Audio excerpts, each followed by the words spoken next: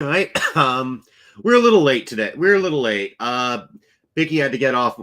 Bicky was late coming back from work. So, but he's here now, and we are going to talk about baseball because yesterday was opening day. Which I think should be a national holiday right alongside Jackie Robinson Day. But that someday we can make that happen. But anyway, so yeah, baseball started yesterday. Picky's team, last I checked, was in first place. They won their first game. They've got 161 more to go, but and we lost the no-hitter.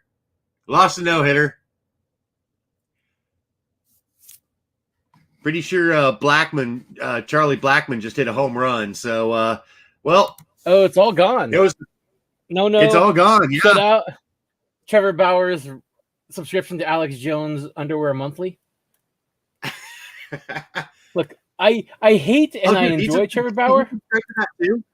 Huh? I hate and I enjoy Trevor Bauer because he's an asshat. He's got some interesting thoughts, but he's just basically a little fuckhead.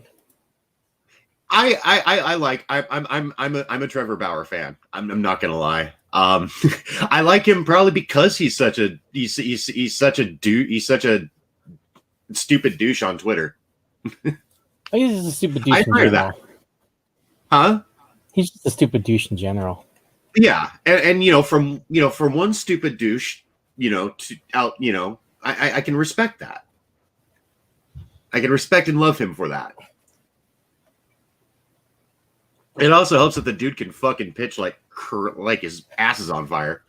Remember, he and they kind of got robbed by the way the NCAA always fucks over the Pac-10/12 in their brackets for championship games, right? And so the UCLA Bruins of Bauer and Garrett Cole era, they ended up having to face other Pac-12 teams, unlike most other conferences that don't face their own conference that often in the setups, like early. Yeah. And so the Bruins ended up facing, I think they faced either Oregon State or Oregon, one of the other. Oregon State is a powerhouse. Yeah, well, the Pac-12 has a lot of good college baseball teams. You have, let's see, what's it called? It starts with a P. They are affiliated with them generally. Like in California, it's like Pepperdine. Pepperdine, yeah, Pepperdine. I think is down there. They are kind of affiliated with the Pac-12. San Diego State. Okay, I didn't know that. San Diego State. Yeah, that's true. You have both Arizona teams. You have USC, UCLA, Oregon State, Oregon. And those that's a pretty packed conference for baseball right there. Like when the rumors were happening of a possible Big 12 Pac-10 unification, I was salivating because you'd have had Texas thrown into the mix there too. Ooh, I would like to see that myself, actually. That's the only one I was really like Texas. You throw that into the Pac-12 baseball hemisphere, and it's just probably the best baseball conference there could ever be. Agreed. Because OSU is a baseball power. They've been a perennial baseball powerhouse. Yeah. Oh, Rice would have probably been an affiliate as well, and so that would have been scary. Oh. What about I don't Vanderbilt wouldn't be in that, would they? No, they're SEC. But okay. Yeah, Vanderbilt's only kept in the SEC to keep the grade point average up. Gotcha. Yeah. Oh, I forgot Stanford. Stanford sometimes is a good baseball team. True. Sometimes they're hit and miss. Washington never does. Yeah. Washington occasionally has an okay one. Softball, Washington isn't bad. Softball, a lot of good teams are in the Pac-12. Like UCLA is cream of the crop usually. Okay. For the Bruins had like the world-class softball program for most of the 90s. Right. Oh man. Did you I was gonna say, I'm checking. I'm looking at the MLB scoreboard right now, and did Detroit didn't play today, did they? No, usually nowadays is they have opening day and they have it staggered. Like certain teams play on the official opening day, other teams play on the next day. Okay. Because looks like the Giants and Mariners are playing both days. Sometimes teams do that, but I don't think every team plays today. I think most of the teams played yesterday. Oh yeah. Mariners in their sweet walk-off walk last night. Yes. Yeah, I saw that. I watched that game at the bar last night. It was pretty well, it wasn't boring. The Mariners were mirroring through most of the game. Yeah. They're let's see, they're beating the Giants right now too. In the third, the Giants aren't expected to really do much. They're in a massive rebuild.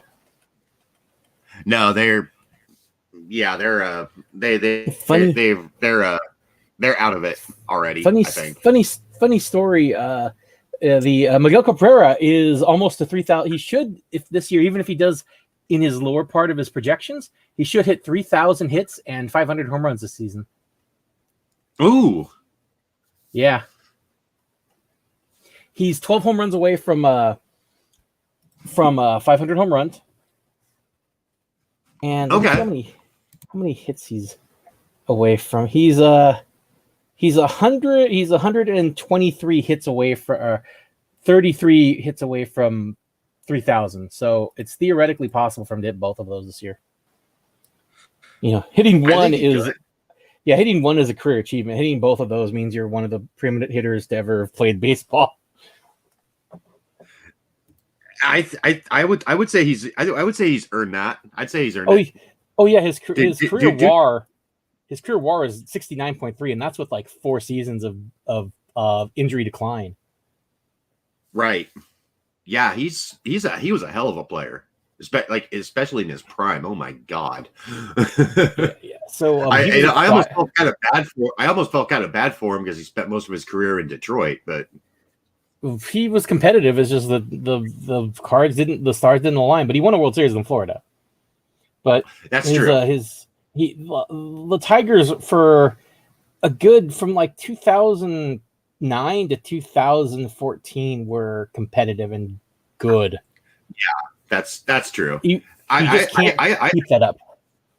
I think they could be competitive now. They could if their owner would open the purse strings. But when your general manager has $14 million to spend, yeah.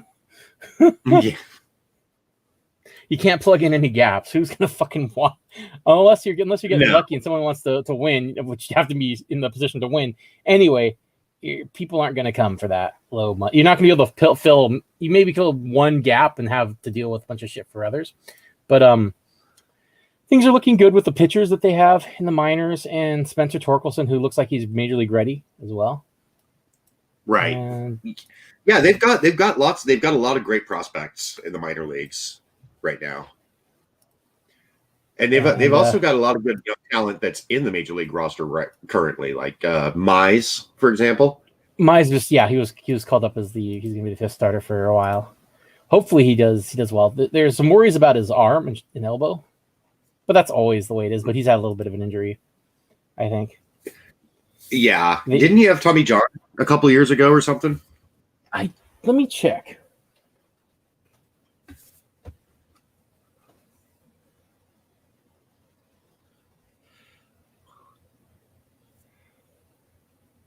And while I'm here, whoever's all in the chat, hi, Libra.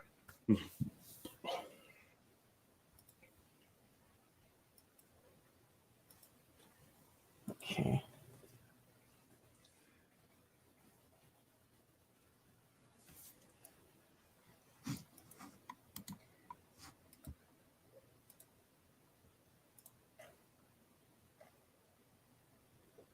I'm still looking.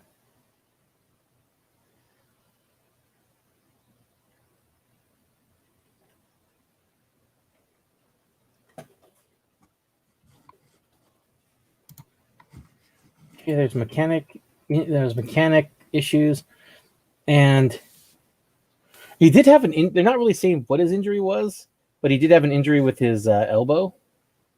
Okay. But I don't think it was Tommy John. And he that's good. Ankle injury. Oh, that's no good. You need your legs if you're gonna. Actually, you need your legs just to play baseball. That's all. Yeah. It's all in the legs. Well, our arm strength does play in certain positions as well as leg strength. Pitcher requires core and joint and your tendon strength.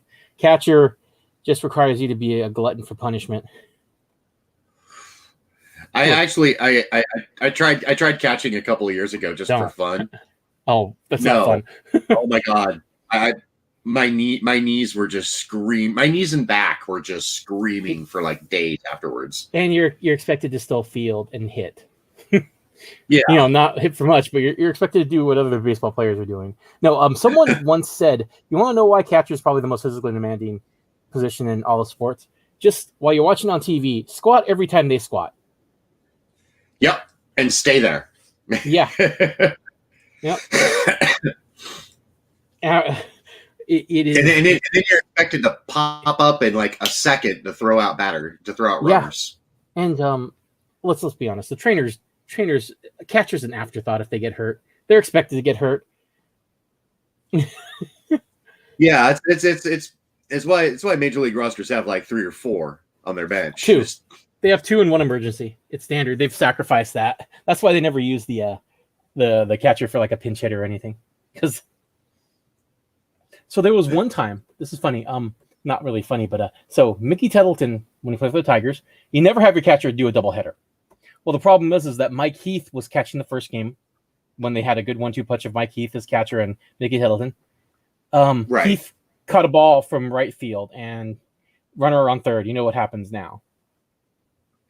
He gets railed, and so he's out. So Tettleton has to come in, like I think it's the 3rd or 4th inning. Oh, so God. He catches that one. They can't get another catcher. Their emergency catcher, they don't have one. So Tettleton then catches the second game, and he had caught the night before. Oh, no thanks. No thanks. I just imagine his knees screaming at the end of that. Yeah. Yeah, you see like you look at like Baseball Reference or something like that, and you look at like all those great catchers and stuff like that, and you, like in a lot of cases, like I'm just surprised like a lot of them like lasted as long as they did. Age 30. That's considered the cliff for catchers. That's where you see most catchers just fall off the face of the earth. That's why Johnny Bench is like amazing. Same with Ivan Rodriguez, Carlton Fisk, Molina, Yadier. He's like 38 or something. He's still a hell of a catcher. What the surviving member of the amazing Molina catching brothers? Their whole family were catchers. I think they have sons that are getting ready to come in the majors. It's just like a catching dynasty. Yeah. So there's this great clip on YouTube. I don't know if you've seen it or not, but so what happens is this young rookie, right? And he's taking his, he's put in as a pinch runner in spring training. He's cocksure, like I'm gonna definitely show up this old catcher guy. It's Molina. Molina just says, "Go ahead." Oh. He just makes a motion. Go ahead and try. The pitch the guy runs on is a low changeup. The guy missed his mark, so it's low. Guy has like 3 or 4 steps. Molina throws him out by about 4 steps too. Oh my God. Yeah, and he just looks at him. Teaching the young kid, you don't fuck with him. It's a low fucking changeup, and he just destroys him. God, that's like a perfect pitch. That's a perfect pitch to steal on too. Yeah. It missed the mark, so he had to move. It's a changeup. Molina still the middle infielder had time to position his glove. Oh, instead of swipe, he could just position it. Just dead on arrival. For those in the chat, a changeup is basically a slow pitch. Just so we know. Yeah, it's like usually like. It's a pitch that's used as a contrast to a fastball. Because you get used to certain speed, you throw something was called an off-speed pitch, meaning a slower pitch to throw off a batter's timing. Because no matter what, if you're major league level, if you keep seeing fastballs, you're going to be able to time your swing to hit that thing. So you've got to use your other pitches to fool their timing. Because batting is all about timing. It's a rhythm thing. Yeah. Warren Spahn said it. Batting is all about timing, and pitching is all about interrupting the timing. Beautiful. Well, that's a great quote. Yeah. So what I like, and it's true. Yeah, what I like about baseball is the batter pitcher is one of the purest forms of players just going one-on-one. Yeah, I absolutely. That's one of the best things about the sport, right there. I think I'm totally in agreement with you on that. Like when a batter manages to keep just staying alive by fouling off pitches, you see the pitcher getting pissed off. Oh yeah. I'd get pissed off too. You would have hated me because I was one of those, a lefty who I could hit for power, but I mainly went for contact, especially opposite field. So you couldn't shift on me. Yeah, I'm mostly better than righties. I'm a slap hitter. That's always been my thing. Like, I get it. I get it on the ground. I can run out any. I at least I could. I used to be able to run out most anything. So. Yeah, I can't really run that. I can't really. I don't have the wheels anymore, but I never had the wheels. But I was think like a Tony Gwynn type hitter where you couldn't really. I hit well against lefties and righties up through like middle school. I stopped playing in high school, but even though they wanted me to play because I didn't like the coaching staff, and it was in rural Washington, so I didn't have any. I couldn't go to another school just to play baseball. But no, I would just like foul off balls until I got one that I could just pull or either pull or push to somewhere where the just outside the infielder's range or in the gaps. That annoying lefty that everyone hates. Yeah, that was my thing. Well, I'm a switch hitter, so I can bat lefty and righty. So I can bat right, but I'm not very good at it. So the longest time when I was in youth leagues, the first like 12 games, they wondered why I didn't swing the bat. So they taught me to hit right-handed. My brain didn't understand. So I just sat there with the bat on my shoulder. And then in practice, okay, go ahead and stand in the batter's box. And so I stood in the left-handed side, and the coach was like, "Oh," and that changed everything. I didn't tell him. I didn't tell him. I was the kid, like, hey, this seems okay, I guess. Yeah. So to let people know, so baseball there's a couple truisms in baseball. If you throw left-handed, you basically can get a job anywhere because there's always a need for left-handed pitchers. Yeah. Why? Because left-handed batters are considered a menace to your pitching staff because they usually hit right-handers much better. Yes. And the opposite is also true. Right-handed hitters tend to hit lefties better in theory. Yeah.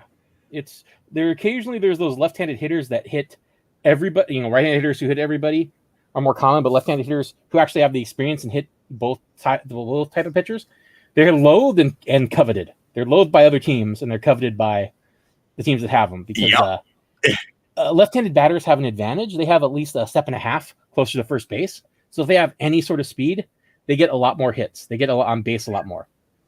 Yeah. Yeah, so it's really easy batting left-handed because you're already like closer to the first base. So yeah, well, you do get that lefty strike. That's outside. That's really fucking annoying. Oh. On the plus side, anything low, you generally can just golf it. Like, I don't know why, but it's natural just to drop that goddamn shoulder and just follow through. It's like when I see a low, it could be outside, inside, or in the middle. If I see a low pitch, I'm like, fucking thank you, Jesus.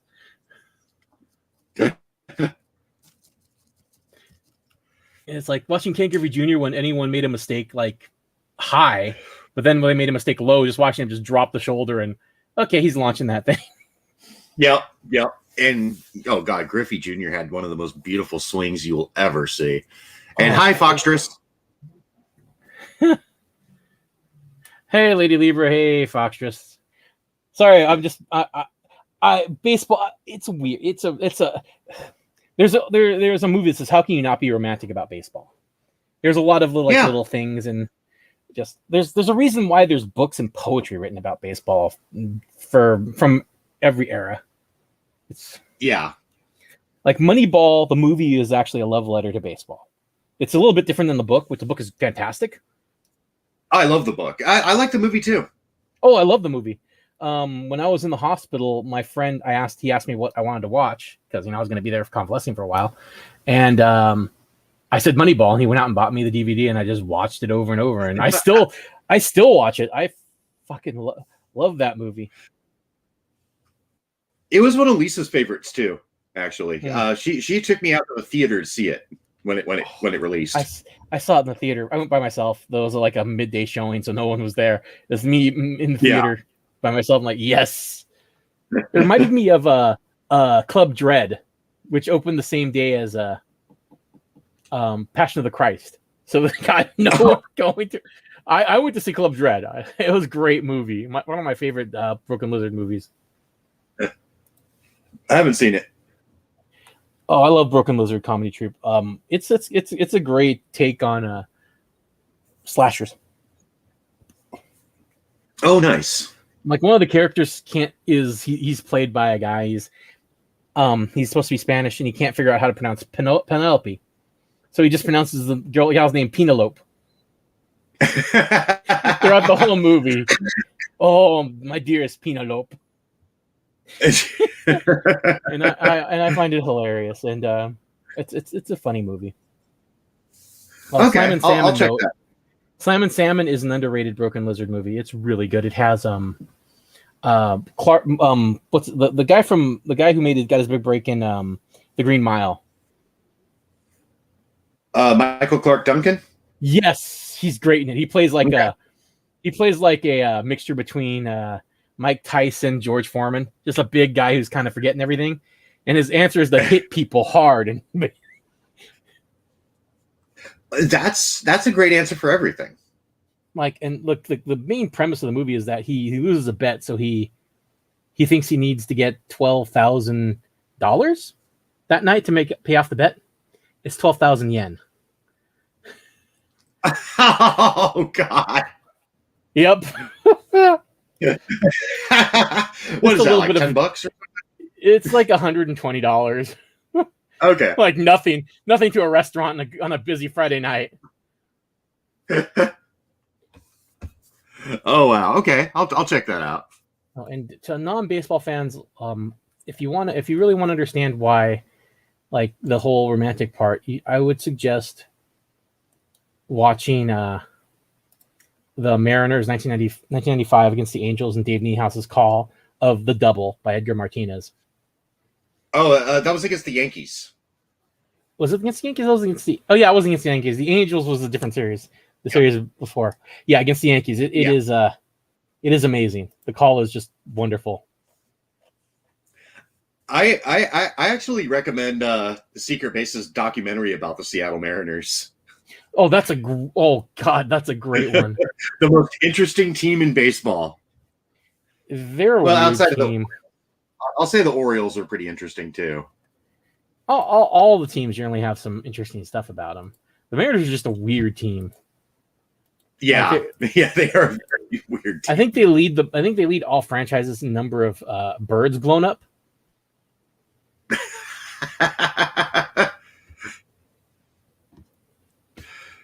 Oh right, with all their fireworks displays and shit. No, Randy Johnson. Oh yeah, Randy Johnson obliterated a bird that flew in front of him with his pitch. Actually, he was a Diamondback when he started his bird killing spree. No, he was a Mariner in the in spring training in an actual game where he blew up a bird. It flew in front of him. Yeah, I've seen the clip. It's hilarious. I mean, I feel bad. I mean, on the one hand, I feel bad for the bird, but there was nothing left of the bird. It's like No. It literally just it was like a cartoon explosion of feathers as soon as that fastball hit it. just But yeah, that poor bird, like he's just flying around doing bird shit. Everything's cool, and all of a sudden, here comes a 100-mile-per-hour fastball right to his dome. Oh, okay. Yeah. So there's also the All-Star game where John Kruk is in the batter's box against Randy Johnson. And Johnson, of course, playing it up. He throws like 15 feet above Kruk's head, and Kruk just like swings at anything that comes by. Just to get out of the box. I love John Kruk. Yeah, I was also Larry Walker actually turned his batting helmet around and hit right-handed. Yeah. I don't blame him. It's like the old part from Bull Durham where Kevin Costner tells Tim Robbins' character just hit the mascot. Yeah. He beats the mascot and laughs. I don't know where the ball's going. If I were you, I would just get out of the box as soon as I could. Oh God, yes, I love that movie. It's okay. So we got an update here. The Rockies are actually catching up to the Dodgers now. They're at the top of the 8th, and the Rockies are down 10-6. They put up 6 in the bottom of White Sox are beating 7. The Angels. Huh? The Rockies put up 6 in the bottom of the 7th. Yep. There goes Bauer's no. Yeah. Yeah, I think David Price is pitching or was pitching last I checked. I think it went from no to uh-oh. Yeah. And let's see, White Sox are beating the Angels. Astros are on top against the Athletics. We got the Padres shutting out the Diamondbacks, and it's third inning. My Mariners somehow still beating the Giants. The Mariners don't look too bad. They have a lot of young talent. Yeah. But so in my entire course of video game baseball, I've never thrown a no-hitter in any game. Oh, I have a couple of times.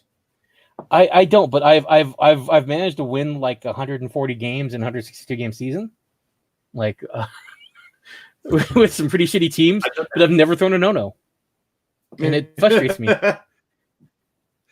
I think what was it MLB the Show 12, I believe it was. I had a career. I was playing a pitcher in career mode, and I had like 4 no hitters in my in the career mode, and 2 of them were perfect. Never had no hitters, but my pitcher did go in the National League, and he had a 320 like 40 season. Hit 300, hit 20 home runs, 40 RBI. They still put him 9th.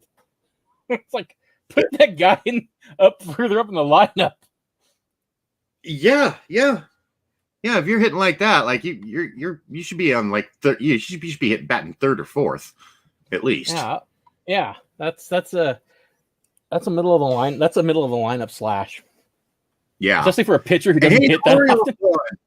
The Orioles won today. Yay! Well, they are playing the Red Sox, who are going to be. People are overestimating the Red Sox. I don't think they're going to do very well.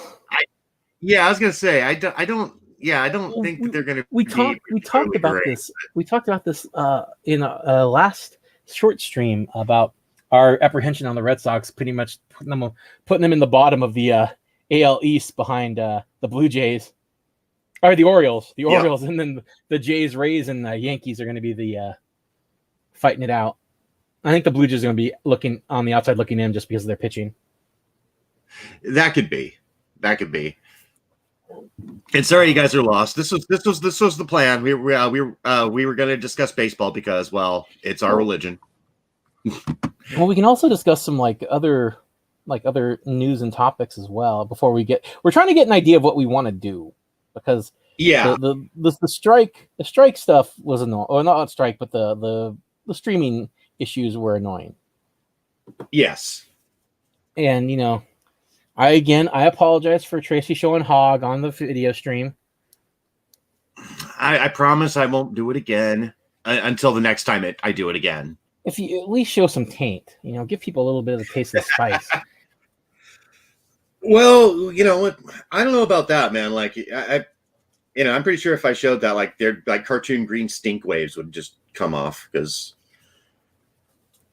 especially today, because I haven't showered yet, so I'm a gross boy. I'm a gross young boy. Wait, well, that's kind of your thing, though. I always thought you were more of a gutter punk than anything else. Well, I mean, I am, but I'm a crust punk because I'm in my I'm getting in my late 40s here, so yeah. No. I never really fit any stereotype, to be honest. Yeah, I don't. I'm always gross. Yes, I am. Well, wait. Let's take that back. In college, I definitely could be seen as a shoegaze fan because I had that long hair bangs down to my nose, where I had to flip it up if I wanted to drive. More like fucking. You were a proto emo kid. Oh, don't even start. The emo stole from goths from Hot Topic. Oh yeah. And man, that did a number because, like any red-blooded Gen Xer goth girls, heart swoon. Yeah, I'm not gonna lie. I'm still I'll still sneak a peek at at sexy goth chicks. I'm all about that. It's just I think it's just something that happened between people who were born in like 69 through 81. Yeah. Got that goth in the water. And now all of a sudden I can't get MC Frontalot's Goth Girls song out of my head.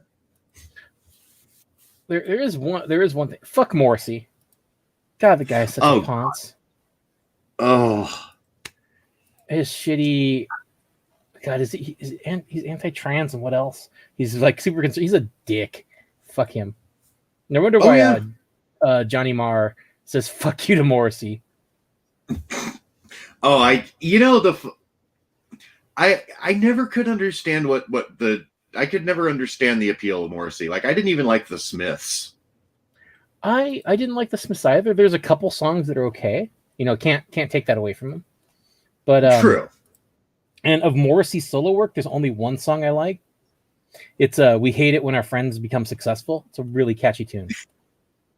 And the name is great. But honestly, fuck Morrissey. No, I'm with you on that. I think we all can agree that Morrissey is shit, and we shouldn't be backing him. I want to back him in. I want to back him into a truck. I'll come in traffic. Okay, I can support that. I can support. I'll pay the bail money. I'll set up a GoFundMe. What other? And the Silver Foxer says that the Smiths was more of a chick thing. I can see that. Actually, a lot of the Smiths fans that I used to know, like in high school and stuff like that, were female. So yeah, I can see it. I knew a fair amount of guys who were into the Smiths, but I always felt the Cure was kind of more. A lot of ladies were into the Cure, but I could be wrong. I love the Cure. Well, yeah, you have to. You have the itching on your crotch. You need the Cure. Yeah, I need the Cure.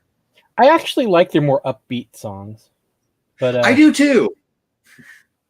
But I weaned my teeth on fucking Cocteau Twins and Pale Saints and Lush, and then I got into My Bloody Valentine and Slow Dive. So I was a 4AD kid. Like if I had 4AD on the thing, like my favorite band in the world. You were all yeah. And this is growing up in small town USA.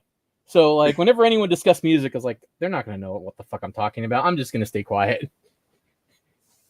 I had the same thing. I had to say, like, I discovered most of the bands that I listened to off Thrasher magazine. Ooh, Ultimate Thrasher magazine? No, no. Inside joke. Yeah, that was an inside joke, but no, because Thrasher magazine they used to put out these compilation tapes called Skate Rock, and yeah, like it had like like all sorts of stuff, like weird like punk and EDB and stuff like that. It was. I first heard of Einstürzende Neubauten from the pages of Thrasher magazine. Okay, I did not expect that. Holy shit, that is a set. You know, it's a well known in the people I know, but for the most part, people outside of that, you know, a group of people, it's like, who the fuck are you talking about? Yeah. And Silver Fox it can verify that Thrasher was amazing. Yes, if you were a skate kid in the 80s, man, Thrasher magazine was like the Bible. I read Compute magazine, and yeah, that was the only magazine I read, in like G.I. Joe comics and Transformers. Oh, I still love the G.I. Joe comics. Larry Hama did some good shit with the G.I. Joe comics. Oh yes, it's still one of my favorite comics of that era. He got political too. He was. Yes, he did. It's like it's a kid's comic. I don't care. We're gonna talk about war crimes. Yeah. But then again, it's like Sergeant Rock. The team from the 70s and 80s at Sergeant Rock were highly political. So much anti-war stuff in Sergeant Rock, and Sergeant Rock's one of my favorite characters of all time. I love. Dude, Joe Kubert's art in Sergeant Rock was. It was a great comic, and I'm so sad that DC's never figured out how to actually bring back Sergeant Rock. He's one of my favorite characters. Yeah, they should bring him back as like a cyborg. I thought they should bring him and Jonah Hex back together, and they're stuck like fighting wars with each other throughout time. Ooh, because it brings back. Yeah, so you bring back Jonah Hex, you bring back Silver Age Vigilante, Sergeant Rock, the Haunted Tank, and Unknown Soldier, and they're forced to just go through time fighting wars. Oh, and the original losers too. You yes, have them. Yes, like the DC World War II and like cowboy dudes going through. I think it'd be fucking awesome. And don't guarantee that they'll come out alive. Like, make it to where a couple of them do end up dying. To establish that it ain't gonna be pretty, boys. Kind of like the Suicide Squad. Yeah, I love the Suicide Squad for that. When Grant Morrison got really weird with it. Just like 90s Vertigo, like Shade the Changing Man, the redo of Prez, the original Hellblazer, Swamp Thing, which led to it. Sandman. And then Gaiman's take with Sandman Mystery Theater. Great run. That was 90s DC Vertigo was a great freaking. That was a lot of people talk about the 90s comic book scene being really bad, and it's like, no, you guys just weren't reading the right stuff. Yeah, exactly. Like a lot of small indie imprints, fantastic shit they were throwing out, but all of them got crushed by the let's be edgy crew. Yeah, it's a shame Lobo. They didn't see him as the satire he was on Wolverine. Because that's what he was for the longest time. He's just a joke. Like, Wolverine's stupid. This is why. Yeah. I mean, I love Lobo. He's one of my favorite characters because of... I do too. Giffen was hilarious. He's a hilarious writer. A 90s Justice League International. JLI's fucking... Yeah. That run is fucking great. You had the Crow, which while it is all... it's understandably sad from why it was written. It still is a great comic series. Then there's your favorite Hansel and Grendel story of a little boy and his psychopathic superhero vigilante friend. Yeah, his psychotic cyborg vigilante friend. Yes. I've been reading synopses of the more of the later versions of Grendel. I'm like, what the fuck? This went a different direction. Yeah.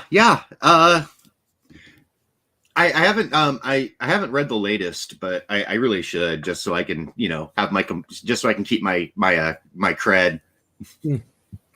We're from baseball to comics. So couldn't like what was that your pal Danny asked Stan Lee or something? Or he asked someone that was in comics about a sexual question about a character? I can't remember. I thought it was something about Hulk's dick.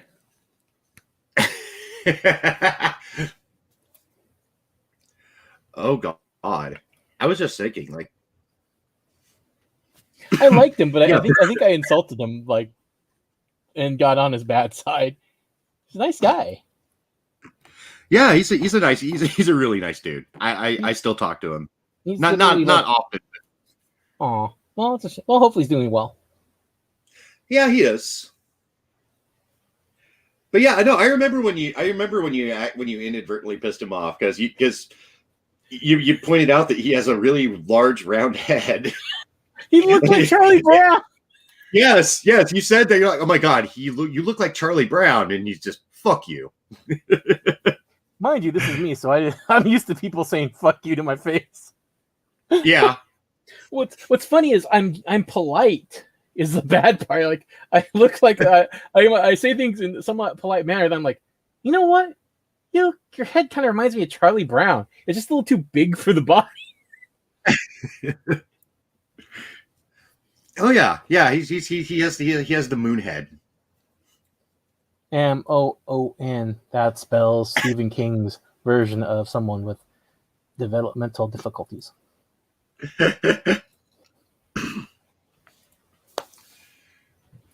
Yeah, I love the stand. I love the stand. I love that book too. So I was in high school when I read the stand, and I found my brother's copy that he'd already read. You know, the hardback version. So I started it.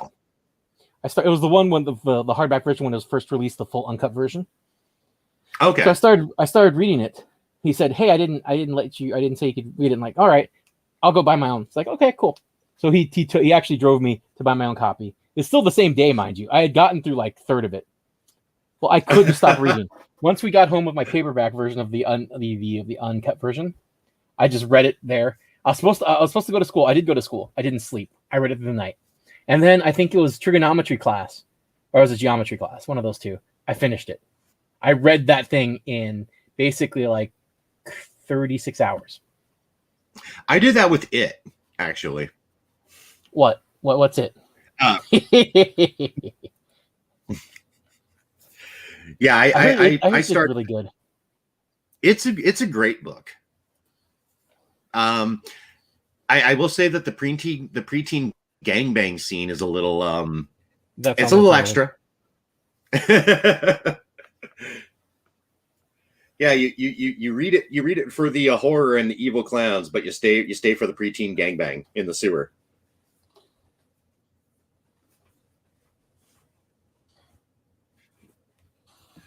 That's a little weird. But you know, yeah. So getting back to comics before I sidetrack this again. Oh, I forgot what I was going to say about him. But okay, it leads into Justice League Snyder Cut. I sat down and watched it all. How was it? I enjoyed it. Okay. Yes, it has Zack Snyder's typical stuff where there's about an hour and a half that could be taken out from being slow-mo. But say what you will, he paints pictures with a lot of his cinematography. That's true. I'm not a big fan of his work, but he does nail that. He removed most all of the Joss Whedon stuff, like the jokes and whatnot, and the butt shots of Wonder Woman and the Flash being between her boobs, and he put back the Cyborg story and the Flash story, like Cyborg's background, his issue with his parents, like that, and the Flash and his issue with his father, and he kind of dovetailed it into basically all the heroes except for Clark have issues with their parents. They do. Everybody has daddy issues. Well, yeah, like Bruce's except for the Batman, because his parents are dead. My parents are dead. I'm the goddamn Batman. Well, no, people. There was a cartoon or I can't remember what it was on. It was on YouTube where they're talking about superheroes, and they're it's like Parents' Day or whatever, right? Flash says, "My mom's dead." Batman, "My parents are dead." A Wonder Woman, my mother won't allow me back into their mascara. Like that. Everyone's going, Superman, my parents are in Smallville. I'm gonna go visit them. It's pretty cool. Everyone's like, fuck you, Superman. Martian Manhunter. My entire species is pretty much extinct except for me. So fuck off, y'all. Mind you, I love Martian Manhunter. Love me some Martian Manhunter. Oh yeah. Martian makes Superman look reasonably powered Manhunter. Like, what if we made a Superman, but he's scared of fire, but he has psychic abilities and can shapeshift? Yep. Sounds balanced. The fact that he doesn't have to really try and he can basically turn someone into a vegetable. Yeah. Yeah, super strength, super speed, shapeshifting. But he can be cowed by a book of matches. Yeah. Oh, JLI. That's what I was thinking of. And that run with Guy Gardner, Blue and Gold, which DC's always slept on. They should have made a buddy series of Booster Gold and Blue Beetle, Ted Cord. I thought they did actually do something like that. They've been shelving it. Like, they have never gone forward with it, which sucks because they're one of the greatest comedy superhero duos ever. Right? Yes. There are two that I hold in high. There are three. Two of them are from Valiant: Archer and Armstrong, Quantum and Woody, and then there's Blue and Gold. Those are the ones. Oh, have you read the new? You've read the new Valiant stuff, right? Yeah. Unfortunately, it's kind of gone downhill when Valiant got sold again. Yeah, Valiant got sold, and so the people aren't really keeping up the Valiant spirit. Oh, because I was really into it when they first brought it back, because it was some good shit. Oh God, yes. Exo Man of War. Harbinger was amazing. Harbinger was one of my favorites from the first run. Yeah, same here. The second, the new one was like just fantastic. But then again, I always liked the Harada Pete Stanchik like duality. Yeah. So and man, it was tough to read as you grow as a person, and some things are not acceptable. What Pete Stanchik does, that made my skin crawl. Like it was hard at times, but the payoff was good, but it was hard. Yeah, I'll have to add that to my reading list on Amazon. And Archer and Armstrong, though, their series their multiple series were great. Yeah, but I love the original Valiant runs. Like, and honestly, the original Valiant, their version of Solar Man of the Atom is my favorite version of Solar Man of the Atom. That was a trippy ass comic. It was fucking great though. Yeah, it was. Where he destroys his own universe and he creates a new one. I'm like, there's Dr. Manhattan and then there's Solar. Solar is a bit more powerful than Dr. Manhattan.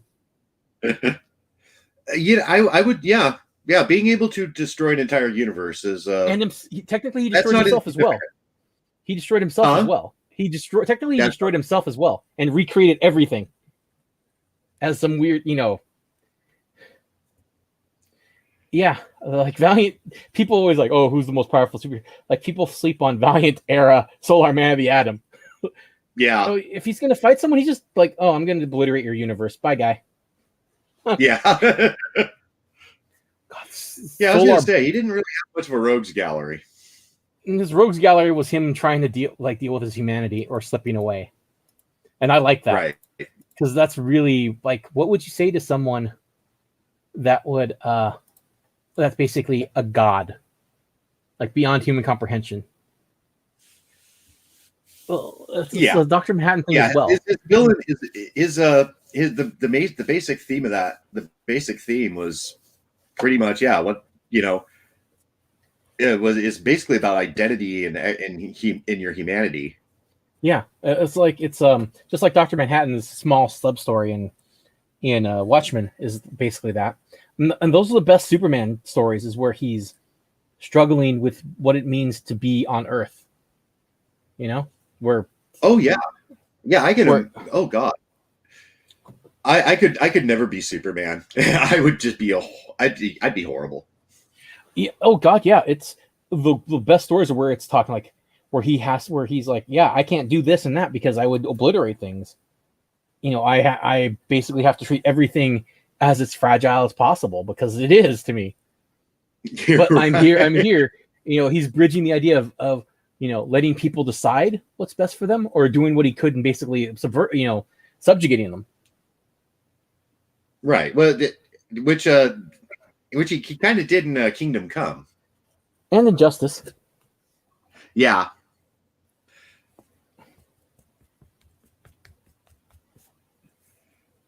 Yeah, Injustice Superman was yikes. Well, if you look through it, like Wonder Woman just enables him. Yeah. Every time it looks like he's about to step back, like that. Wonder Woman's like, nah, just kill the fuckers. Come on, Clark, where are your balls?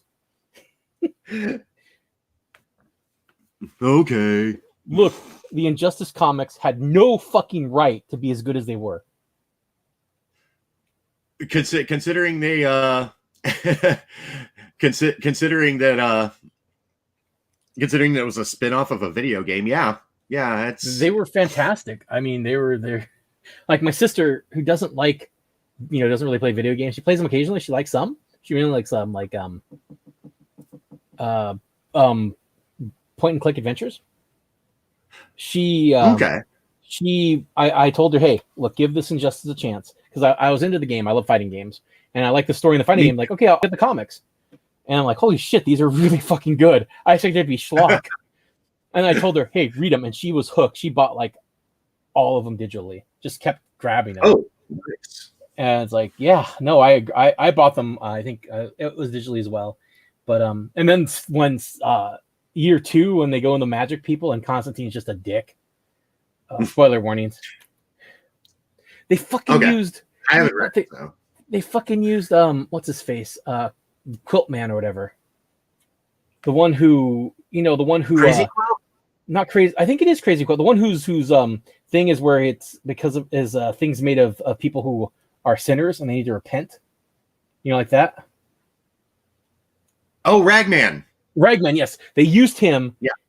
And they revealed just how powerful he could be because of the extent of Clark, Superman's sins. He gets him in the rags. So, Superman's gonna be fucking done, right?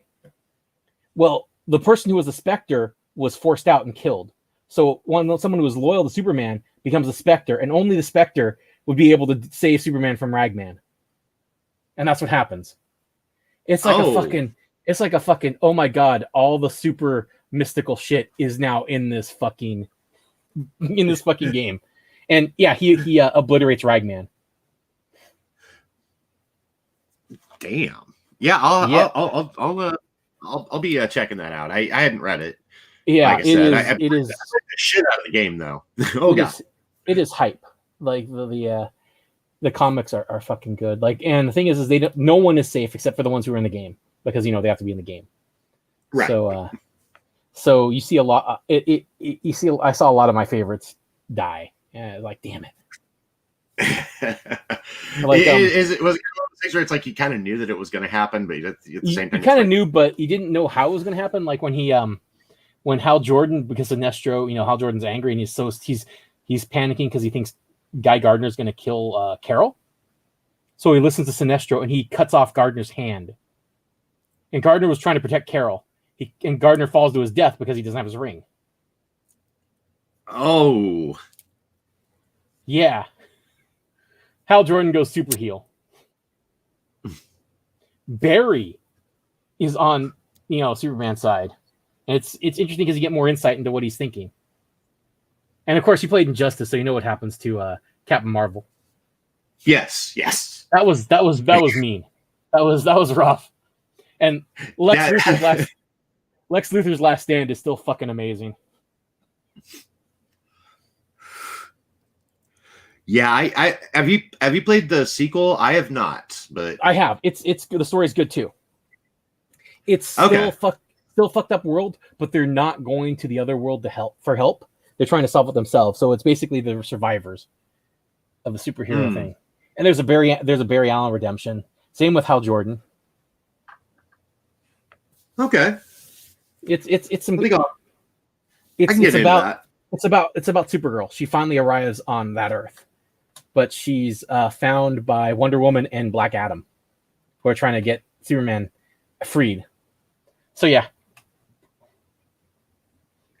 Oh right, because yeah, he was locked in he was locked in prison at the end of the first one. And Brainiac shows up to take over the world during all this too. Oh. Yeah, it's a wonderful time in that DC universe. But look, I'm not a huge Marvel fan. They're okay. They have some characters I enjoy.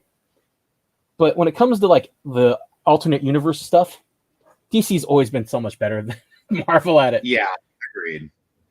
And honestly, go ahead.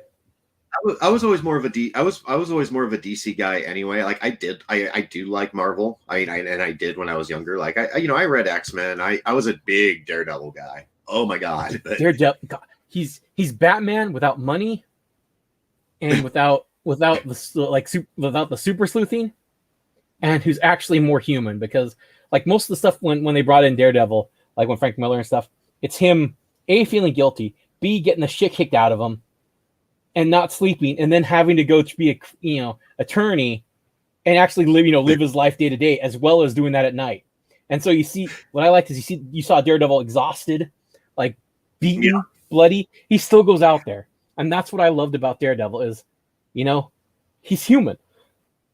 Mind you, it's super hearing, but you see him. Unlike unless they're doing a super arc with Batman, you don't see Batman too often where he's just bloody, injured, and he's gonna have to go out again night after night, because that's what they've done with Daredevil all the fucking time, is where he's Matt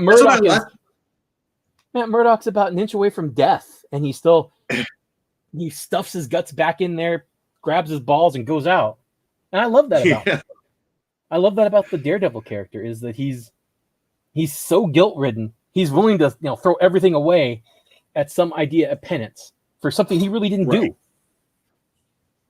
No, it wasn't his fault.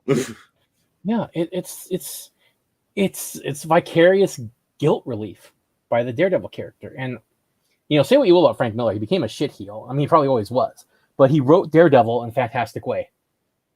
Like, he gave so much to the Daredevil character. Mind you, he has issues with women, and he likes just violence against women and stuff like that. And I think he jerked off to the Dark Knight Returns all the time. Zack Snyder, that's his favorite comic, Dark Knight Returns, for all the wrong reasons.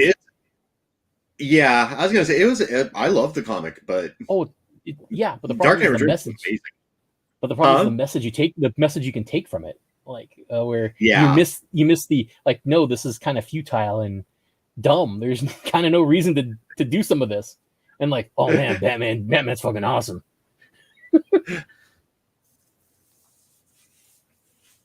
I don't know. I don't know. I kind of, when I read it, I don't know. I don't know. Maybe it was just the way that Miller wrote it or something. I think there was a lot of underlying things with Bruce Wayne, basically admitting, "Hey, I'm a fuck up." Oh yeah, that's the part. He goes over panels talking about how bad he actually is at his job of being Batman. Oh yeah, that's what you're supposed to take, is that it's a dumb thing to do. He could have spent his money on philanthropy and improving Gotham instead of beating the shit out of people. Right. Yeah. I will say this: one-armed Green Arrow fucking up Superman is great, no matter what. Yeah. I like what DC decided to do with Green Arrow, where he's just a socialist Batman. Yeah.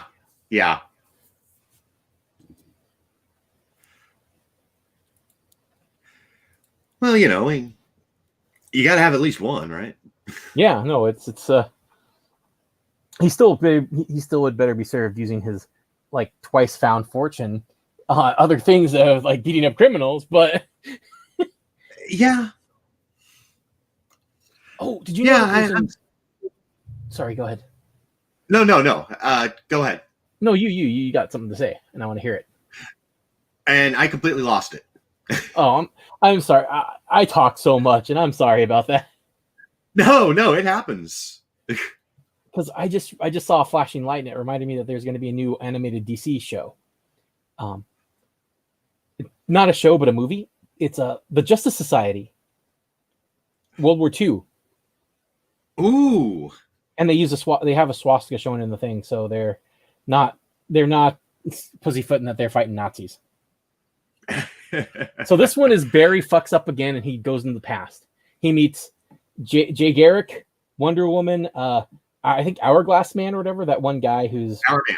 Yeah, Our Man. Hawkman. God, they have a couple more, but basically no Wildcat or any of the like non-really powered Justice Society members. Oh, Black Canary. They meet, and Wonder Woman's the leader of the Justice. Wonder Woman's the leader of the Justice Society. But the voice actress that they gave her more of an Eastern European Greek accent, which I really like. Okay. That makes sense. So it's looking pretty good where the Justice Society is going up against the Nazis.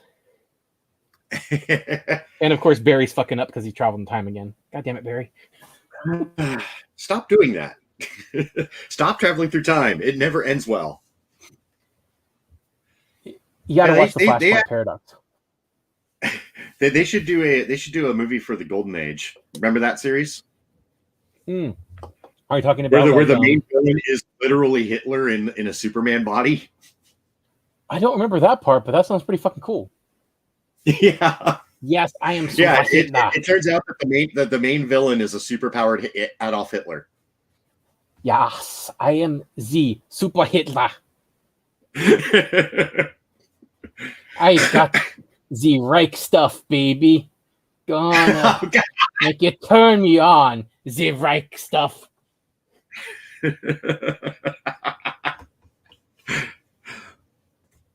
That all of a sudden that needs to be like a full length song.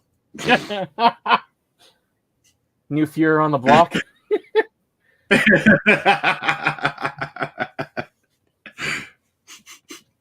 Yeah, there needs to be an all Hitler boy band. So, did you ever watch the Venture Brothers? Yes, I did. Remember that there was a specific character who was Girl Hitler? Yes. You mess with a tiger, you get the claws. You mess with a girl, you get the Hitler. Yeah. Her only power was that she looked like Hitler, was a woman, and had the little toothbrush mustache. Girl Hitler. Oh man, I do hope HBO Max gets the Venture Brothers because it deserves more seasons. Oh yeah, it does.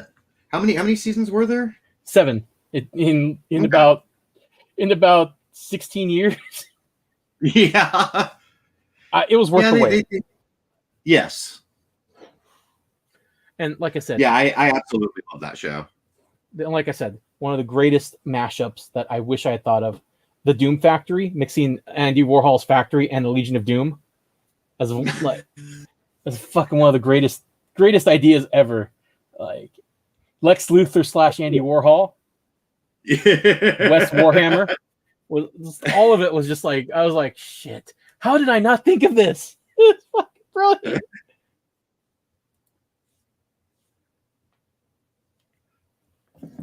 Oh no, that was that would actually be I would watch that. Oh wait, how do you, I don't think I'm recording this. You're doing what now? Wait, I said wait, is this on our, is this streaming? It's streaming right now, right? To the whatever. Oh yeah, it is. So it'll be up, so you can upload it to YouTube. It's cool. I wasn't sure. Okay. I'll let you handle that end. Okay. So basically, some ideas on what we can do with this. I mean, There's some talk of using Discord for specific screen share streaming on like different things, like maybe wrestling as well as other pop culture stuff, because of just what there's a little more leniency. Yeah. Well, Discord's private, so like you can.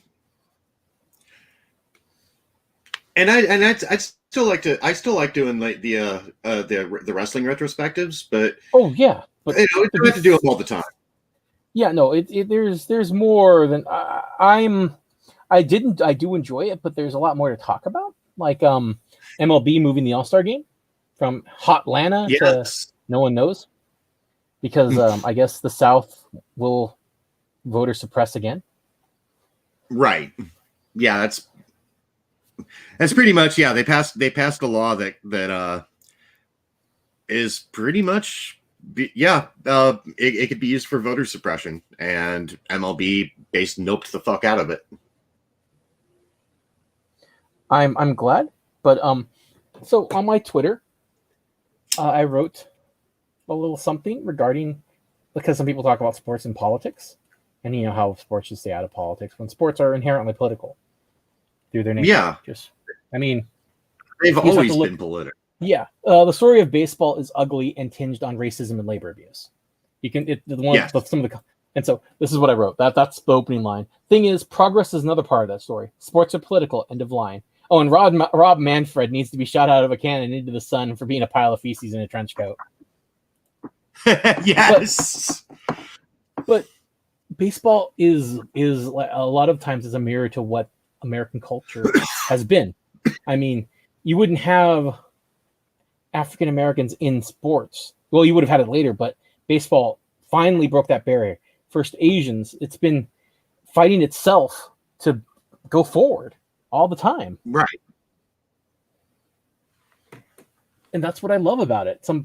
And people going, why do you love baseball? Like, because I can see someone from Korea, someone from Colombia, someone from Mexico, someone from Dallas, someone from California, a kid raised in inner city Chicago, all playing the same sport on the same field. Yeah. There are more international players in baseball than there are in other sports. Oh yeah, baseball's pretty it's pretty big worldwide. I mean, Japan, for example, is Asia, South America are where baseball has but Europe is getting in there too.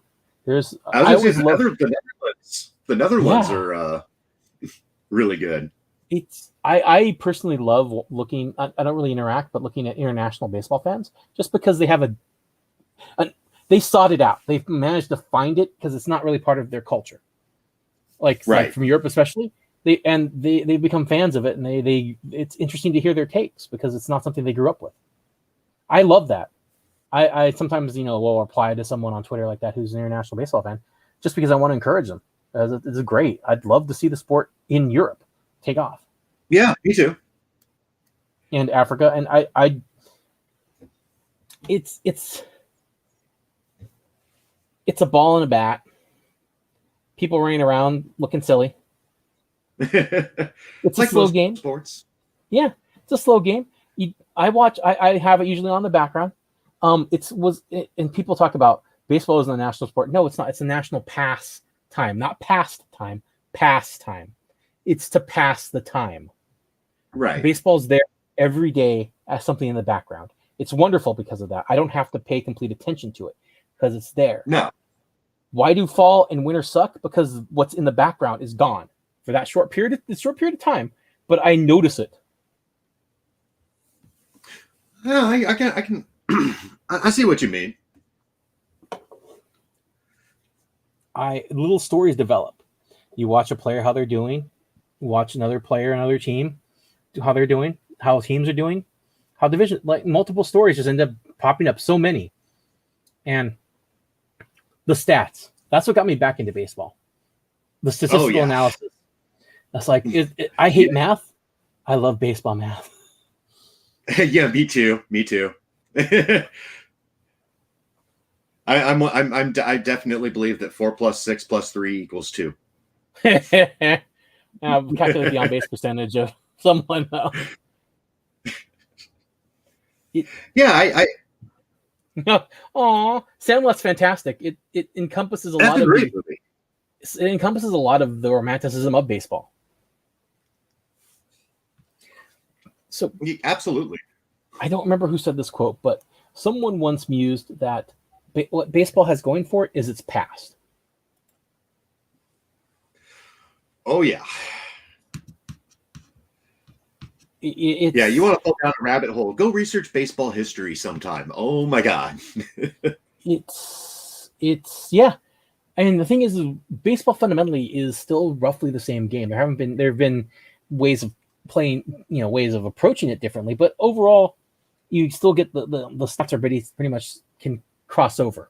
The biggest ones are the dead ball era to anything beyond 1920. But so it's like they're living ghosts there in the stat sheets. Yeah. And with Yeah.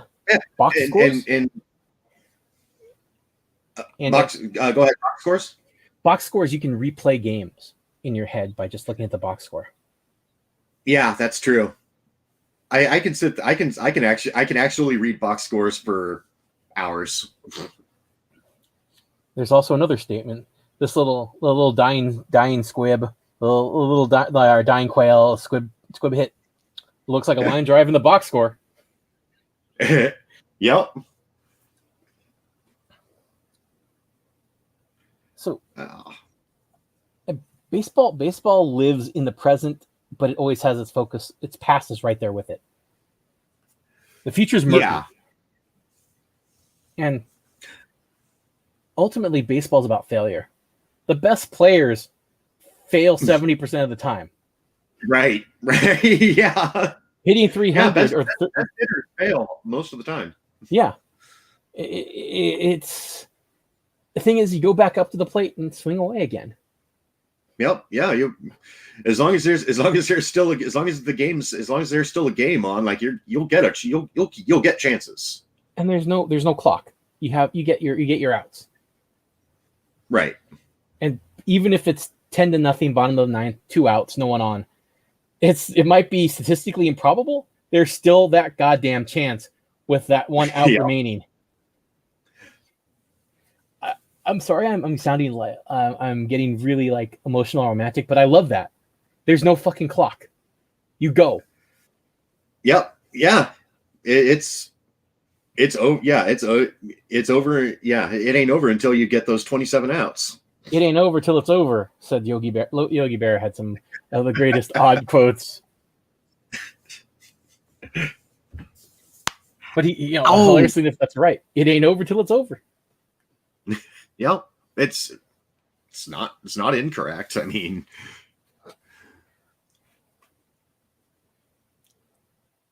no, I personally like my one of my favorite things, and the thing that really got me into baseball was just reading I was doing a book report or something like that, and just like reading it was just kind of talking about baseball history, and it was just like wow. And learning like how the rules changed from like its beginnings. The weird where you couldn't strike out a batter. Yeah, you had to throw underhand, and the batter told the pitcher where he wanted the call. The batter was the one who called the pitches. There was no innings limit. The game ended. First team to score 21 points won.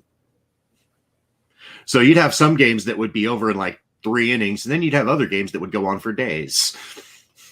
They only had 1 ball, and it would be all chewed up and everything else. Yep. There was no foul territory. Any hit was in play. Mm-hmm. It was a very odd game. Yeah, it kind of was. Or soaking batters to get them out. Wait, what? Basically, if you were a runner on base, there were 2 ways to get that person out. You either tagged them off, while they were running, or if you couldn't reach them, you could actually drill them with the baseball. Oh, that's. Yeah. I wish they bring that back. I kind of do too. So you were a pitcher. How is it the pitchers have such an odd time throwing the ball to bases? Oh, yeah, I was terrible at that. I hated letting runners on just because if I had to pick them off, if I had to try and pick them off, like I don't know where that ball's going to go. Yeah, no, it seems to be a pretty universal thing for pitchers where when they actually have to throw to a base normally, yeah, well, normal for most people, they kind of tense up and fuck up sometimes, or it looks awkward. Yeah, I hated it, but I eventually you eventually kind of figure it out. Throwing to second base was really easy for me. That was a lot easier than first. I think because like it's just a simple matter of rotating your left side in a way that it's already kind of going anyway.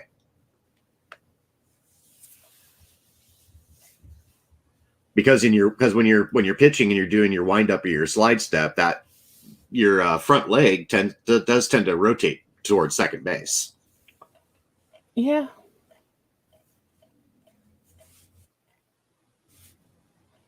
I mainly played right field, left field, and catcher. So I rarely the only time I had to throw second base was someone was dealing. So I rarely ever had to throw. I rarely ever had to throw the ball to a base. I just had to hit the cutoff man. Oh, Go ahead. I was gonna say I don't like playing the outfield. You have to pay attention, after a while, and it's hard after a while when you're just sitting there, especially when the pitcher's in a groove. Oh yeah, you're like, oh man, I'm just sitting here out here doing nothing. Yeah, I'm just standing here. Yeah. Oh god, what I hate is because the last couple seasons I played, I mostly played right field, and almost everybody's right-handed. You know that. Yeah. And when a right-handed hitter hits that ball the other way, it is so hard to read that ball coming off the bat. Yeah. Like if you're a lefty or something like that and you're pulling the ball, it's a lot easier to, it's an easier time for me to predict where the ball's going to go off the bat. But yeah, when you're hitting it the other way on me, it's just I might be able to get this. Huh. Or then there was one game. There was a game that I played at. This was, I want to say 2017. It was another big fire year that summer. There was that fire up on the Columbia Gorge, and all the smoke from that was coming into Portland. And we had to play a ball game. I'm sitting there in right field, like two batters popped it up to me, and it literally the fly balls disappeared into the smoke. I couldn't play under that condition because how are you supposed to fucking field it if it's just fucking impossible to see? Yeah, we had to postpone the game. We had to call the game. Like it was one of those I think it was like after like the fourth or fifth inning, like the umpires were like, yeah, no, we can't do this. And also one of our left fielder broke his leg sliding into second. Oh Jesus! Yeah. Oh god, it was gruesome. No, it was the most horrible game I think I've ever been a part of. It sounds like a fucking nightmare. Who booked this shit? Bill Watts?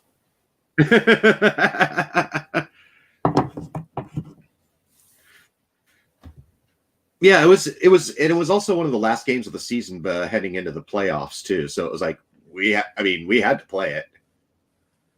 And then they postponed. They called it, and then we had to finish it up the next day, and then go into our playoff game. Oh, geez. That's pretty bad because you already used your you already used pictures and shit. Christ. Yep.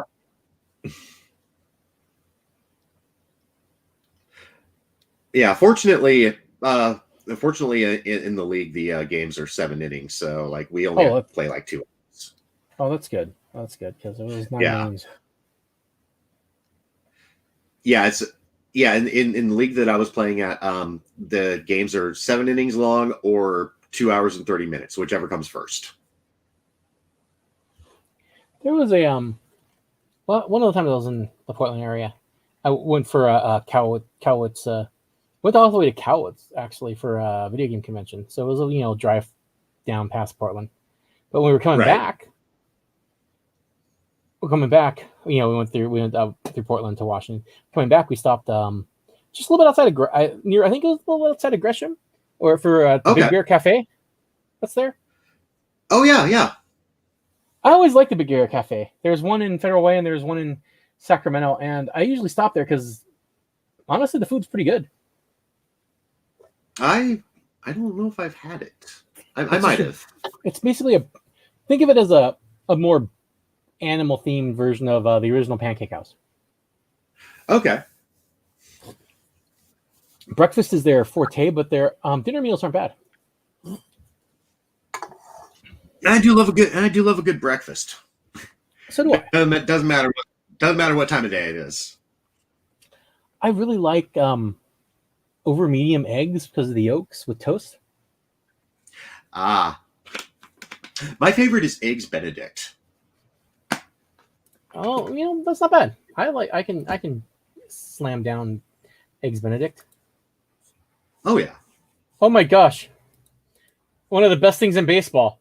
A cat in Coors Field ran onto the field. The little gray cat. Oh.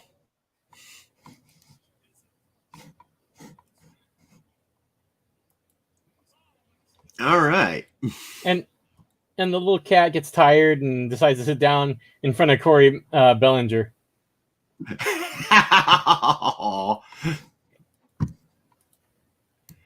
And he then I'm reading the article right now. Bellinger fucking told on the cat. What a fucking cop.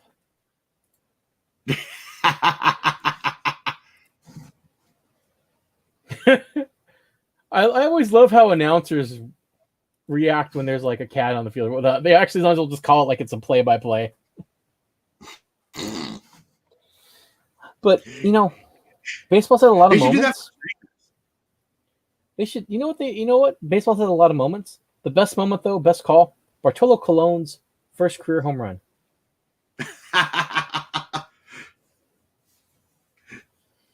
Where he ended James Shields' career. Oh my god, yeah, and he had that at Petco, which an easy park drive home runs in. Yeah, and the fact is that the announcer, all the announcers, like national broadcast, the Padres and the Mets announcers treated it like the event it should have been. One of the greatest moments in the history of the game, right here. Bartolo had a secret. Bartolo had a secret family, steroid abuse, but people still love the fuck out of Bartolo Colon, the legendary Big Sexy. or large attractive. Yes. Gigantic handsome.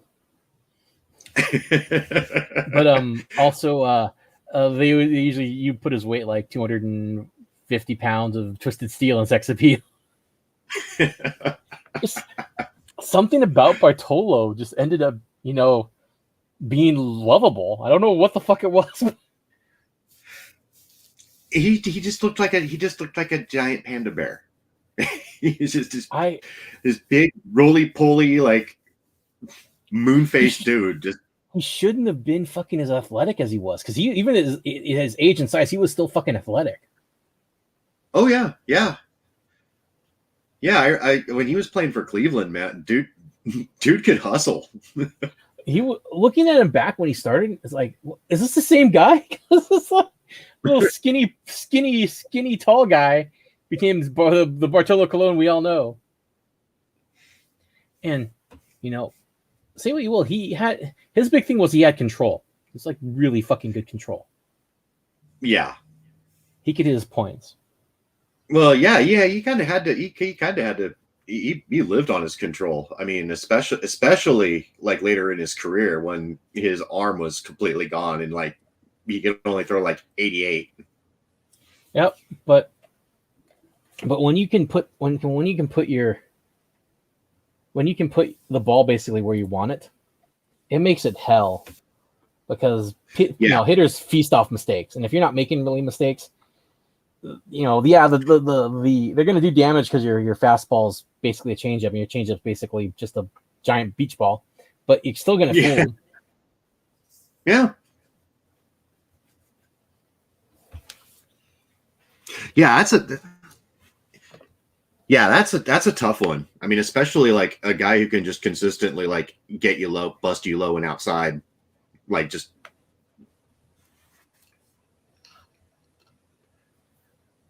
Yeah, the low outside pitches are hard to do anything with. Remember, got to keep the ball down. Got to keep the ball down. Got to keep the ball down.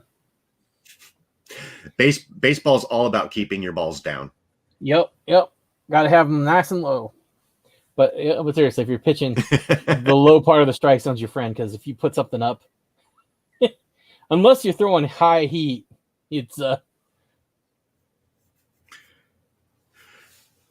And I was always more of a fan of the. I mean, not that I ever tried to do that because I would get crushed, but the nice high strike zone curveball. Oh, when he set up a batter for that, it's like just watching him like, I don't know what the fuck to do with this. Right. I love a good 12-6 curve because when it's thrown at the right situation, just watching it loop into the catcher's mitt as the batter's going, what? It's one of the more beautiful pitches to watch. That and a knuckleball. I love the knuckleball. Knuckleball's a pain in the ass, but it's great to watch him just fuck with people. Like Tim Wakefield's 60-mile-an-hour fastball, looking fat, looking speedy compared to his knuckleball. Yeah.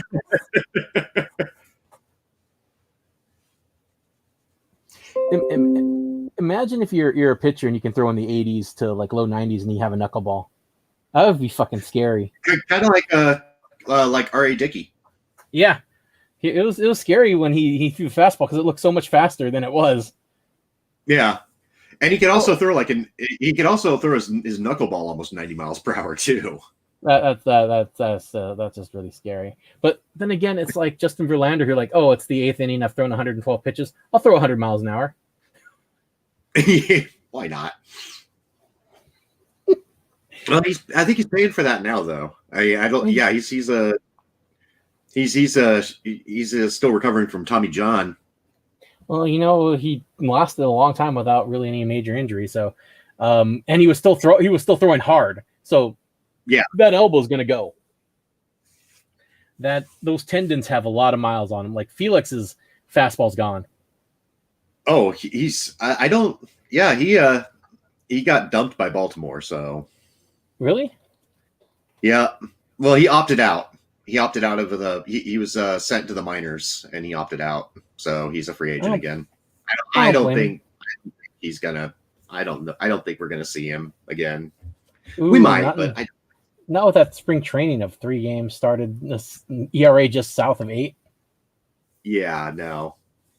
You know what? I honestly. You know what? At the same time, though, I mean. Baltimore's got Matt Harvey as their number 2 right now. So, I mean, come on.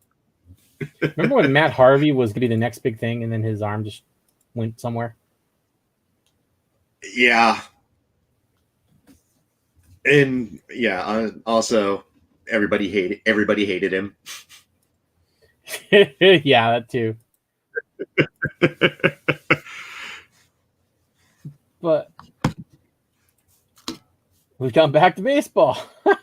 Yes, that's what we're doing here tonight. This is our love letter to baseball. It's a fucking opening week. Opening Uh, day I, I, I, weekend. yeah, I think it should be a national holiday. I That and agree. Jackie Robinson. And November 2nd on election years. Okay. That way people can vote a little easier. Yeah, that's true. And Ronald Reagan's death day. Because fuck Reagan and Thatcher. Fuck the, at least when they died, 2 gender neutral toilets opened up.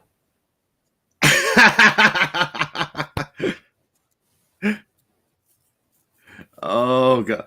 Yeah, my family would probably would take that day to mourn Reagan. Fucking hell. I hated Reagan so much. I was a kid and I thought, this guy's a dick. Oh, I didn't know any better when I was a kid, so I thought he was awesome, but because my parents told me he was. So I believed him. My parents liked him, but I also had well, oddly enough, my sisters tended to be more of the progressives, and my brothers tended to be more either didn't care or more conservative. But I had my own idea, and I was like, this Reagan guy is kind of a dick. Fuck him. I mean, I didn't know how to do it in like for an actual campaign, but I went occasionally into town when Dukakis was running for president and knocked on doors and told people you should vote for Dukakis because Bush is like Reagan, crappy. As this junior high kid or middle school kid doing this. Like, oh wow, I fucking hate the GOP. I'll be honest. I don't hate the people so much. Well, on a case by case basis because there are a lot of shitheads who vote that way. But I try and have an open mind, except for except when it comes to the American office. That thing fucking sucks. Yeah, I also overheard you were talking about the Big Bang Theory, and I remember I was over here like, God, yes, I'm sorry, I can't stand the Big Bang Theory. I think it is fucking horrible. That's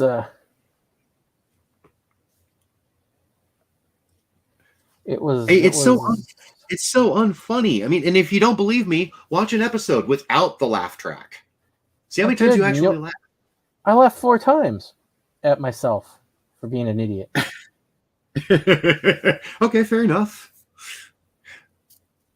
But I mean, yeah, count watch it without a laugh track and count how many times you actually laugh at the show. Oh, can it be what about can it go into negative numbers? Yeah, I think, is there a negative laugh? Where I'm just slamming my head against the wall because it's painful? And it just feels better when you stop? Oh, yeah, when you've basically numbed your brain into submission. Right. You've successfully concussed yourself, and you're just like... Brain no work no more. Safe from Big Bang. The Big Bang is basically the vessels rupturing revulsion. That's the aneurysm. That's the aneurysm that your brain gets when you watch. That's right. Lick that, boy. Lick it nice and good. You sure got a pretty mouth. Squeal. Deliverance is. I enjoy Deliverance, but it's unsettling, and it's kind of basically like a romance between Burt Reynolds' character and the lead character. It's one of my that's one of my favorite movies. I actually have a it's kind of funny because I actually have a term for it. I call it the deliverance effect, where everybody it doesn't matter who you are. If I mention Deliverance, the first thing everybody thinks about is squeal like a pig. Yep. But then like, have you seen the rest of it? No. I used to be me, but I've seen it enough times where what I first think of is man, that was a really shitty trip. One of their friends gets killed. Another one of their friends gets sexually assaulted. Another like injured. They got to murder. They got to murder rednecks. Yeah, it's just like that's not a bro vacation. That was the worst vacation ever. Like fuck you, Burt Reynolds. You fucked everything up. You had one job, a nice relaxing canoe trip, and you fucked it up. And this guy's dead. Ned Beatty has anal trauma. It's like thanks. This is great. I always knew Burt Reynolds was an ass. Rest in peace, Turd Ferguson, wherever you are. It's Turd Ferguson. I always go back to Burt Reynolds' role in Boogie Nights. I forgot about him in Boogie Nights. Oh, I love that movie. But yeah, Burt Reynolds apparently really hated it, but it's one of his best acting performances. You know, well, it's not hard. He didn't exactly great. Well, he could have. He was okay actor.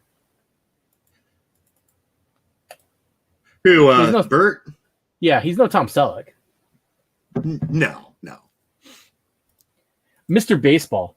Going back to baseball. Tom Selleck is fantastic in baseball. And it's pretty damn accurate for the time period for Japanese baseball. They play small ball. They bump people over.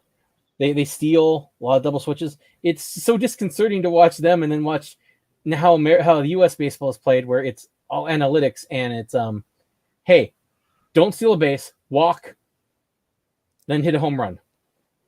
The Earl Weaver style.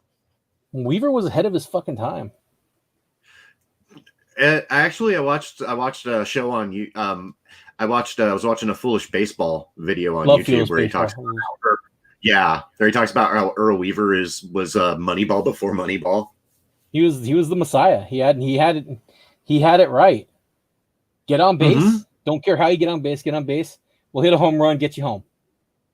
Yep.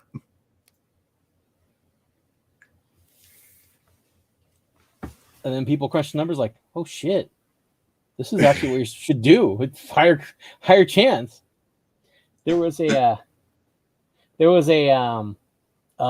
joke like thrash metal or doom metal band called Puig Destroyer.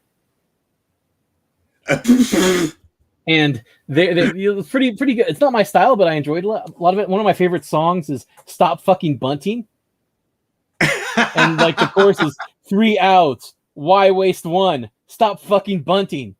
And I'm like, I agree with this message.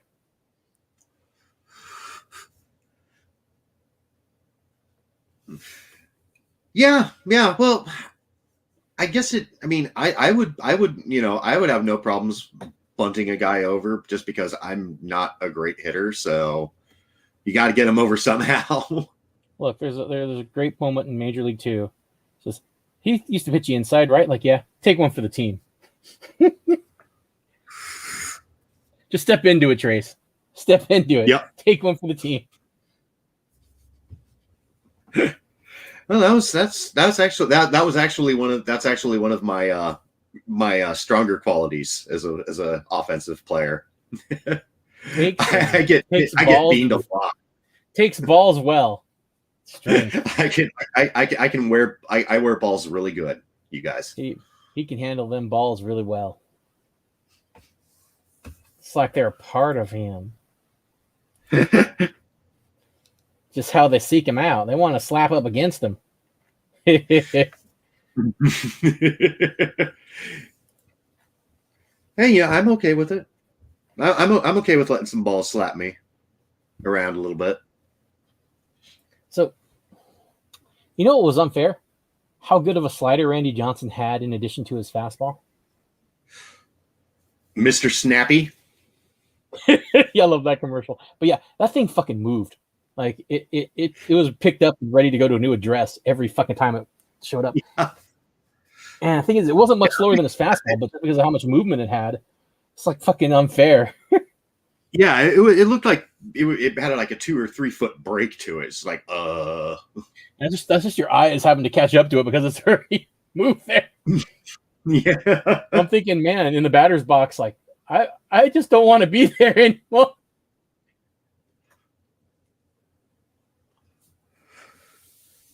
No, I just thought it was. I just thought it kind of funny that during a lot of the Mariners' glory years in the '90s, like you had Randy Johnson on the first game, and then the second game you had Jamie Moyer. Both lefties. World different. Yeah. Moyer was like good. Randy Johnson up there throwing 101 miles per hour. And then you have Jamie Moyer, who, if he's lucky, hits like 83 on the gun. But he has fucking great control and movement. His pitches moved, and he knew when that to jump. changeup was wicked. It made his fastball look fantastic because that changeup was fucking hard to time. It's like Greg Matt. Well, that dude played forever too. Yeah, Moyer had his glory years in Seattle, and he was already getting close to 40. He retired in 2011 or something. Yeah, he was pushing like closing on 50 when he was with the Mariners. Yeah, the fact his arm held up, because he was never a fastball pitcher. He was always a junk baller. Yeah. But then I think of I forgot what I was saying there, but the Mariners were an odd team back then. Yeah. Oh, Greg Maddux. You know how people say, "Oh, he's the next Greg Maddux." There'll never be another Greg Maddux. His combination of control and stuff is just, his control mainly is just impeccable. Agree. Yes, absolutely. Like, that doesn't happen. You don't just get that. And and I think he also had a pretty underrated fastball too in the 90s. It was helped by the fact that his off-speed stuff, he could put it where he wanted. Yeah. So that fastball was just jarring because it's just coming straight and at you. And where he wants it. It's tantalizing because it's in that small area where it looks like you can hit it, but you're not really going to make good contact if you make contact. No. It's like just a fucking magician. Just cruel, actually. It's like the shell game where, you see it, but you're never going to pick which one because it's rigged. The funny thing is the Mariners had a chance to get him. Yeah. Well, that's the Mariners. They drafted just before Chicago did. Who did they draft? Oh God. You know what? I'm gonna go ahead and look that up real quick. All right. As a reminder, the Tigers could have drafted Clayton Kershaw and Mike Trout, because Mike Trout lasted till the 25th pick. Yeah, how did so many people pass him up? I just don't get it. There was a video about that, and basically it probably deals with the fact he didn't do too many workouts. So he kind of just dropped. And the only player to show up at the draft for MLB was Mike Trout that year. And they just got to watch him sit there doing the what's his face? Aaron Rodgers. Doing the Aaron Rodgers. Right. Or Dan Marino, if you want to go further, because Marino was passed over because of personality issues. Yeah. And also everyone thought he was doing drugs. Hell yeah, man! With that mullet, fuck yeah. If he wasn't, I'd be like, Dan, you gotta do coke. Now you're gonna be in Miami. You got this hair. You gotta do the nose candy, Danny. You got to. It just fits. Yeah, exactly. We'll introduce you to Quaalude suppositories next week.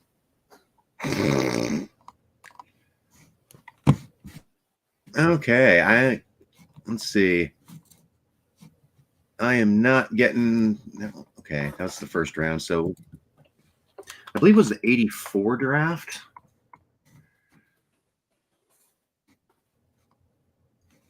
Okay. He was drafted in So the the second Mariners round. drafted Jesus a guy fuck. named. Yeah, he was a second round. The Mariners drafted with the second pick in the second round of the 1984 draft, picked a right-handed pitcher named Mike Christ. I would have picked Mike Christ. I would have too. And the Cubs took Maddox right afterwards. And yeah, Mike Christ didn't get out of the minors. Like most everyone drafted. So Yeah, here it he is. pitched until 1988. So Maddox is a 300 game winner, which is pretty much not going to happen anymore. 8-time No. All-Star, World Series champion in 95, 4-time NL Cy Young Award winner, 18 Gold Gloves, 3 times he led the majors in wins, 4 times he led the majors in ERA. He's had his number retired by both the Braves and the Cubs. He was a 97.2% Hall of Fame vote getter. Pretty much one of the closest to unanimous votes you can get. Yeah. And just like players like Old Hoss Radburn, Cy Young, and you'll never see another Greg Maddux. No. Old Hoss Radburn has a Twitter account. I do. I followed, of course. It's great. Yeah, I do too. You'll never see another 50-game winner in a season. No. There's no wonder the rest of his career was done because his arm must have just been destroyed.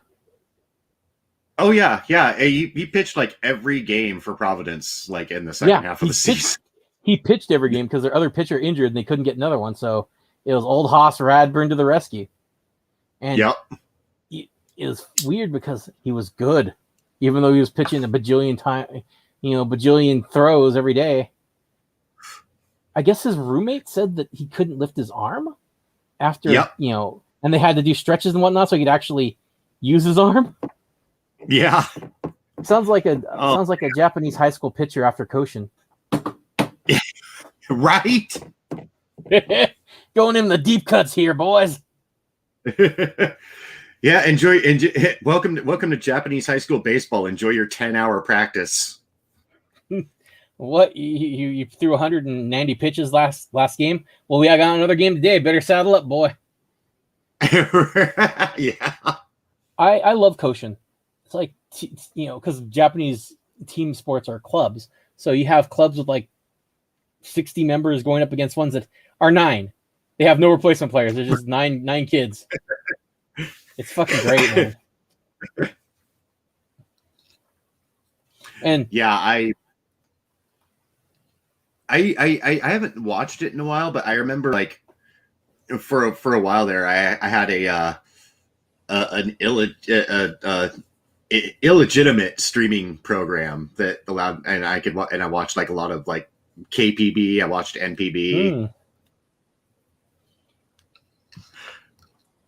And Korean baseball is just. I haven't watched really much KBO. I have watched KBO, I've watched my fair share of MPB. My team's gone. The Oryx via not the Oryx Buffalo, but it was the Kinsetsu Osaka Buffalo. They merged with the Oryx Blue Wave to become the Oryx Buffalo, but I have a rare cap. It's for an American to have. It's a official Kinsetsu Osaka Buffalo's cap, which is one of my treasures. Oh, I used to have a Yomiuri Giants. Oh, fuck the Giants. But technically, I guess I'm supposed to root for the Hanshin Tigers because they are the official sister team to the Detroit Tigers. Oh, I didn't know that. Yeah, stripes stick together.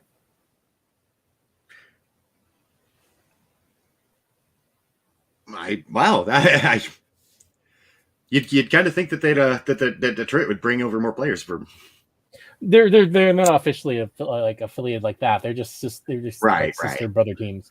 So I do have a Hanshin Tigers GameCube for their when they broke their long drought and won a Japan series. The Nintendo created a themed GameCube for Hanshin Tiger fans because Hanshin has the second largest fan base behind Yomiuri. And so Right. a lot of times, and SNK made a Neo Geo Pocket Color for the Hanshin Tigers because they were based in Osaka. So, home area pride. And Osaka has a different dialect. Like it's more, they consider it more of a country dialect for the area people from there. And it's known for its food. Just things I picked up. Okay. I'd love to actually go to Japan just to see some games. I like how they do it in MPB. I kind of wish they would do cheering sections for like fan club supporters and for other visiting fan club supporters, but the way it is, it's a little more difficult for visiting fans to make it over to a lot of games in MLB. Right. But I do wish they had the fight songs because I love those. Yeah. I was gonna say, like, you watch an MPB game and like fans are out there singing, like just it's great. It's the songs for the individual players and the fucking flags waving, and the cheerleaders are a little weird for me, but it's so weird to think of cheerleaders in baseball. But I can dig it.